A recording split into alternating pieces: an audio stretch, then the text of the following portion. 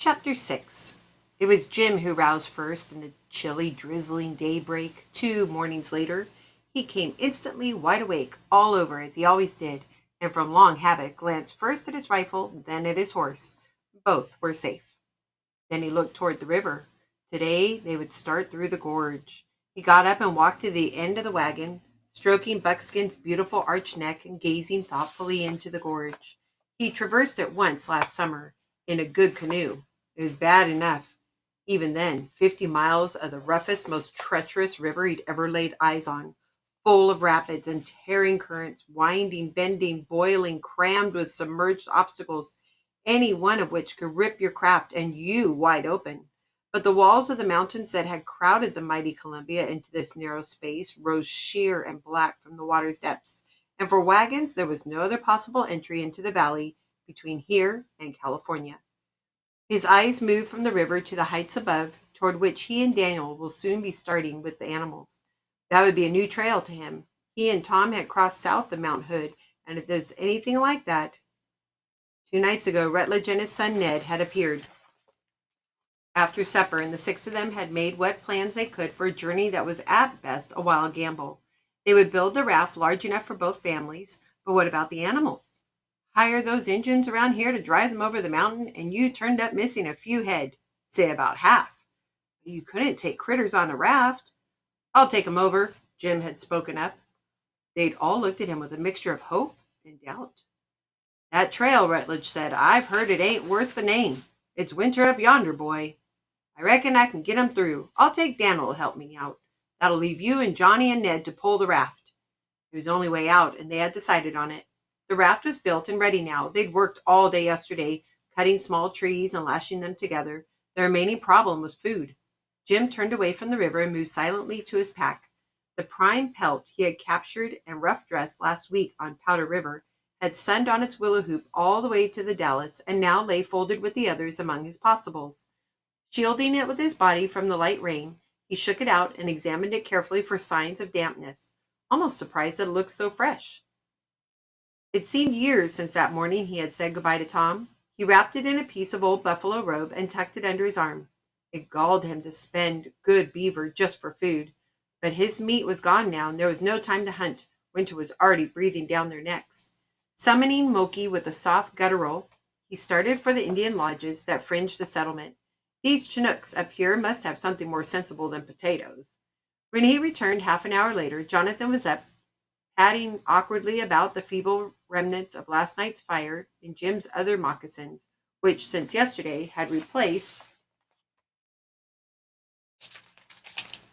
the blanket bandages. Jim watched him and shook his head. Johnny had a good deal to learn about walking in moccasins. And about staying alive, thought Jim as he came closer and closer unnoticed. When he was almost on top of his brother, he let out a piercing war whoop and then grinned at Jonathan's dash toward the wagon and his rifle. It's only me, he drawled. Johnny whirled, then sagged against the wagon's tailpiece. Lord almighty, your idea of a joke? By Gor, it wouldn't have been much a joke for you if I'd been a cayuse, Jim retorted. I could have tucked your hair twice over. You better learn to keep your eyes skinned. As Johnny shrugged and started back to the fire, he added, Say, why are you walking that away?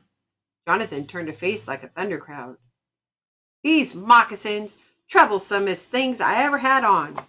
Jim relented. Ain't you ever taken no notice of Injun's footprints, Johnny? Footprints? No.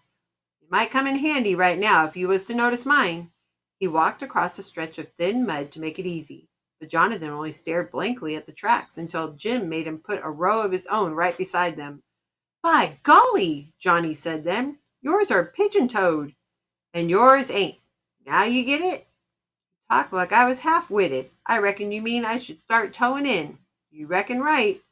By golly, the things a feller's got to do to get along in this country.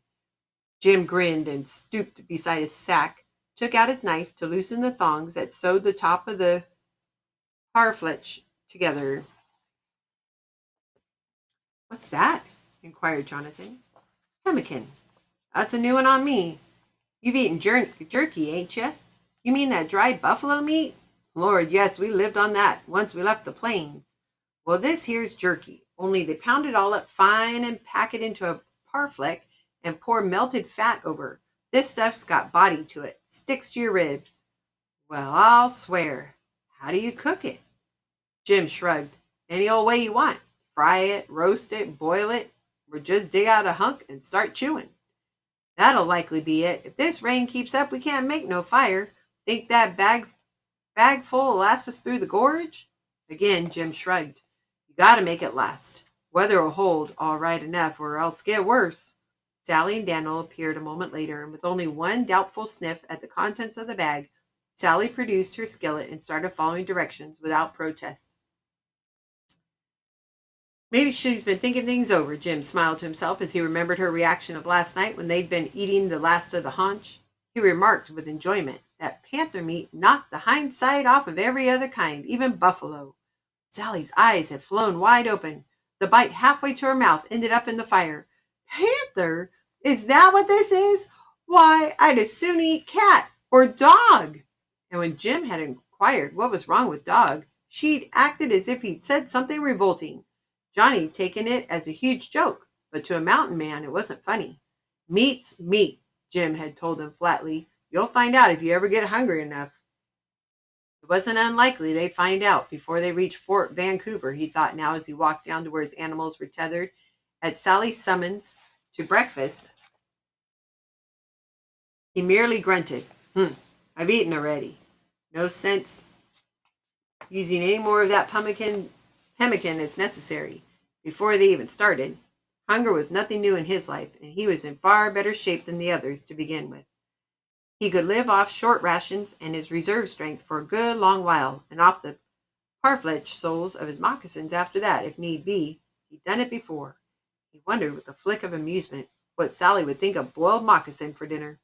By the time he divided his pack into two loads, one for Buckskin and one for the mule, the others had finished eating.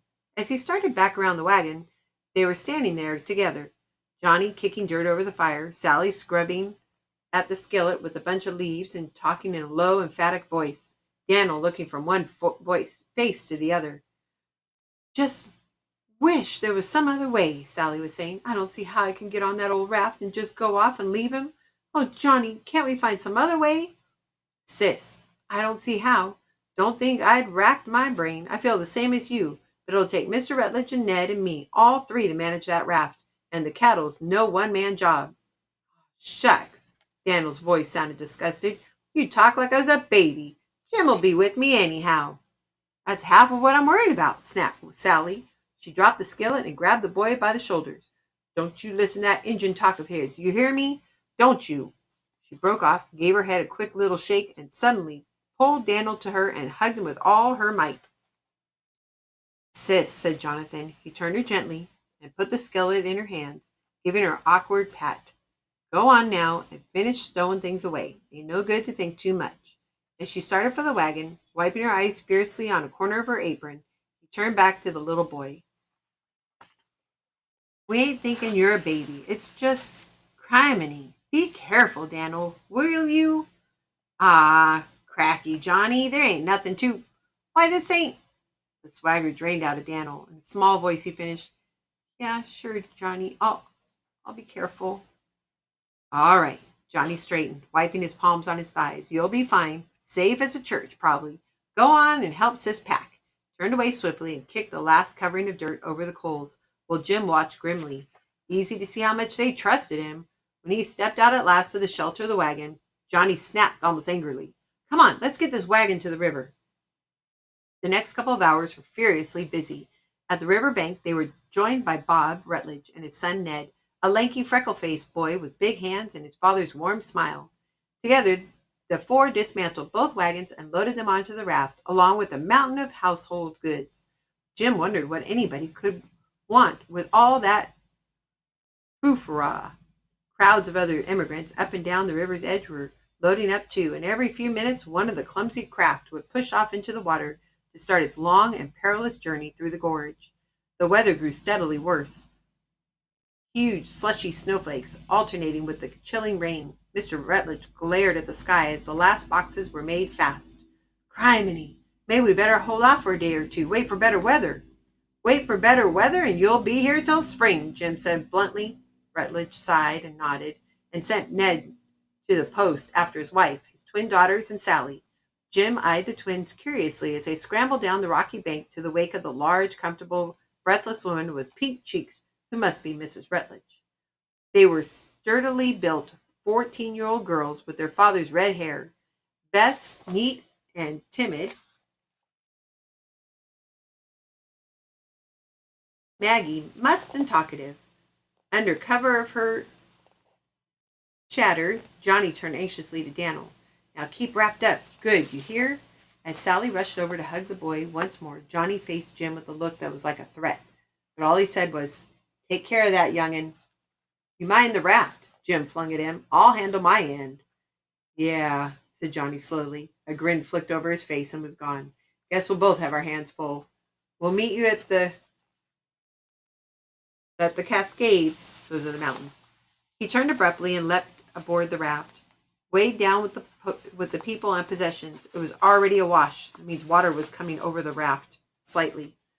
But Rutledge settled the womenfolk in the crude shelter formed by baggage and wagon top and shouted to Ned and Jonathan to look sharp. All three grasped their poles and braced themselves, and with Jim and Daniel shoving and straining on the bank, the unwielding craft began to shudder free. Oh, Daniel, goodbye, honey, cried Sally. Oh, Johnny, what are we doing? We can't leave him here. But at that moment, the roaring current caught the raft at last and swung it free. Immediately, it was bobbing and twisting down the dark river, and a moment later, it had careened around a rocky point and vanished.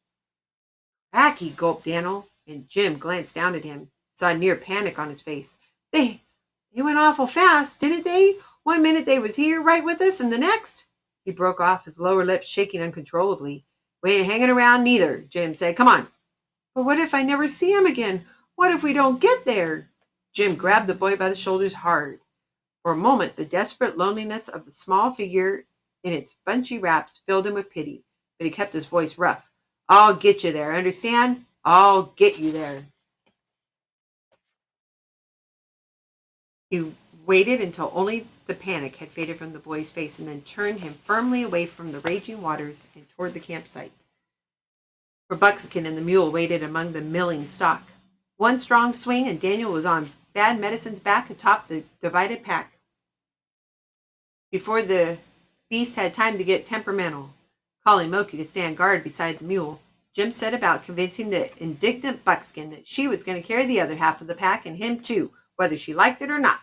Eventually, the new order of things was accepted by both animals, and they were starting up the slope toward the snowy heights 2,000 feet above the gorge. Ahead of them wandered 4 skinny oxen, 2 cows, and a heifer, Rutledge's saddle horse, and a furiously busy Moki. Jim, do you think they'll make it through the rapids on that big old raft? Came Daniel's small voice. Do you think they'll get there, Jim? I never even said goodbye to Sis. You'll be saying hello to her before too long. Shut up now, we got a mountain to climb. Daniel said no more, and presently both were too occupied with the problems of bewildered cattle, steep and slippery footings, and their own discomfort to talk had they wanted to. Before noon, it was snowing in earnest. The afternoon was a steady climb through the world they could not see for the swirling flakes.